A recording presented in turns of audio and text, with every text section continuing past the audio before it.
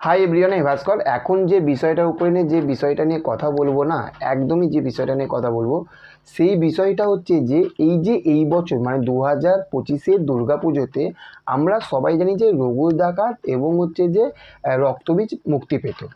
তার মধ্যেখানে কে জায়গা করে নিল সেটা হচ্ছে যে দেবী চৌধুরানী মানে বুম্বাদা এবং হচ্ছে শ্রাবন্তীর এই ছবিটি। এইবার এই যে দেবী চৌধুরানী অ্যানাউন্স হবার পরে অনেকের কাছে একটাই কথা হচ্ছে যে দেবী চৌধুরানী এই সময় মুক্তি নাই পেতে পেত। অনেকে বলছে যে এটা একটা ভুল ডিসিশান হলো। তাহলে আমার কাছে কি এটা কি সত্যি ভুল ডিসিশান?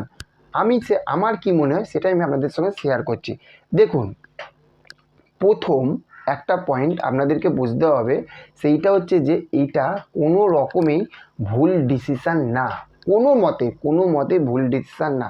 তার কেন বলছি, বুম্বাদা মানে প্রসেনজিৎ চ্যাটার্জি সে কিন্তু আগের বছর ফেডারেশনের একটা ঝামেলার জন্য শুটিংগুলো হচ্ছিল না, সেই জন্য সে আগের বছর দুর্গাপুজোতে আসেনি। সে প্রত্যেকটা বছরে কিন্তু তার ছবি, সেটা এসবিএফ থাকতে হোক, সুরিন্দর ফিল্মস থাকতে হোক, যেখান থাকতে হোক না কেন, তার ছবি কিন্তু প্রত্যেকটা বছর দুর্গাপুজোর সময় কিন্তু মুক্তি পায়। এটা প্রথম পয়েন্ট, এটা মাথায় রাখতে হবে। এটা হট করে প্রসেনজিৎ আসছে না, এটা বুঝতে হবে। দেব বানাম প্রসেনজিৎ মানে দেব বানাম বুম্বাদা, এটা বারবার আমরা দেখেছি। আর এই দুই সুপারস্টার, এই দুই মানে এখনকার সুপারস্টার, আর বুম্বাদা হচ্ছে মেগাস্টার। এদের যখন একসঙ্গে যখন একটা ফাইট দেখার মতো নয়, একটা আলাদা এক্সাইটমেন্ট আসে, আলাদা মনে হয় যে একটা খেলা জমে, তাই না? তারপরে হচ্ছে যে উইন্ডোজও প্রত্যেক বছর আসে। উইন্ডোজের গল্প আগের বছর বহুরূপী কী হয়েছিল আমরা জানি, রক্তবীজ কী হয়েছিল জানি।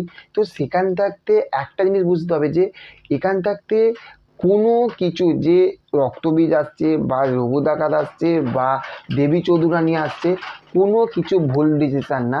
এটা ভাই খেলা জমবে।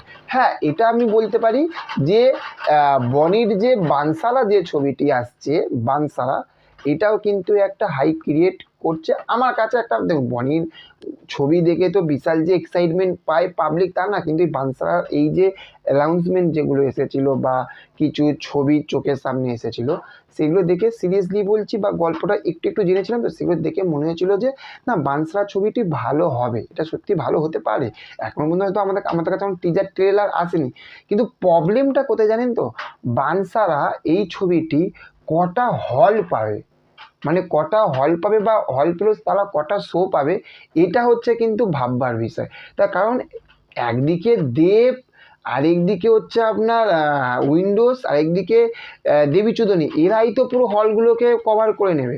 তো সেখান থাকতে ওরা মানে বানসারা কটা হল পাবে, কটাই হবে, সেটাই হচ্ছে বিষয়। তো বইটা ভালো, কিন্তু দর্শক দেখবে না। আর তারপর বনির তো আগের যা রেকর্ড আছে, ট্র্যাক রেকর্ড, সে তো বলার মতনই না, তাই না?